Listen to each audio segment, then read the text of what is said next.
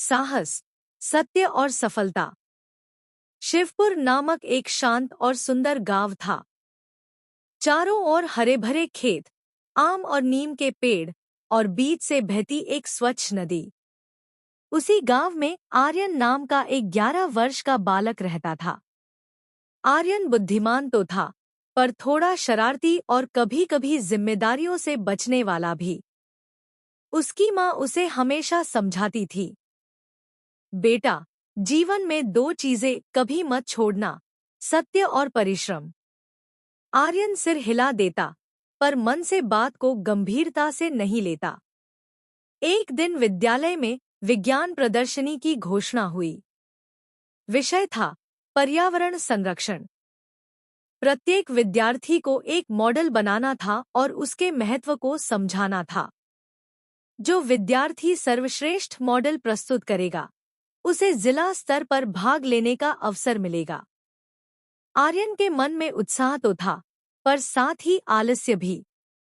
उसने सोचा, अभी तो बहुत समय है। दिन बीतते गए।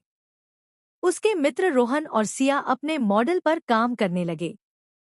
कोई वर्षा जल संचयन बना रहा था, तो कोई सौर ऊर्जा संयंत्र।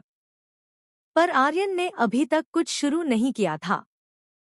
प्रदर्शनी से 3 दिन पहले उसे घबराहट हुई। अब क्या करूं? उसने स्वयं से कहा। वह बाजार गया और एक तैयार मॉडल खरीद लाया। वह मॉडल सुंदर था, पेड़ों, नदियों और पहाड़ों का चित्रण था। उसने सोचा, किसे पता चलेगा? सब तो यही समझेंगे कि मैंने बनाया है। प्रदर्शनी का दिन आ गया। विद्यालय का हॉल रंग-बिरंगी सजावट से सजा था। निर्णायक मंडल आए हुए थे। सभी बच्चे गर्व से अपने मॉडल समझा रहे थे। जब आर्यन की बारी आई, उसने आत्मविश्वास से बोलना शुरू किया।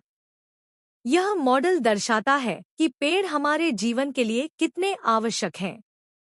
वह बोल तो रहा था, पर भीतर से डर रहा था।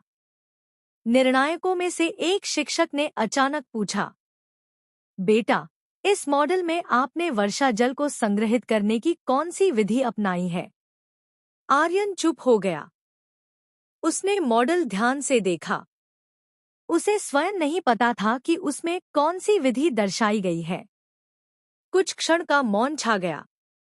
उसकी आंखें झुक गईं। निर्णायक ने शांत स्वर में कहा, क्या यह मॉडल आपने स्वयं बनाया है? आर्यन के भीतर संघर्ष शुरू हो गया।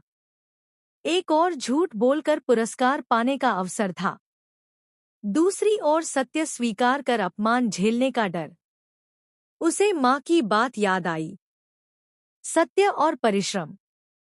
उसने गहरी सांस ली और कहा, नहीं सर, यह मॉडल मैंने स्वयं नहीं,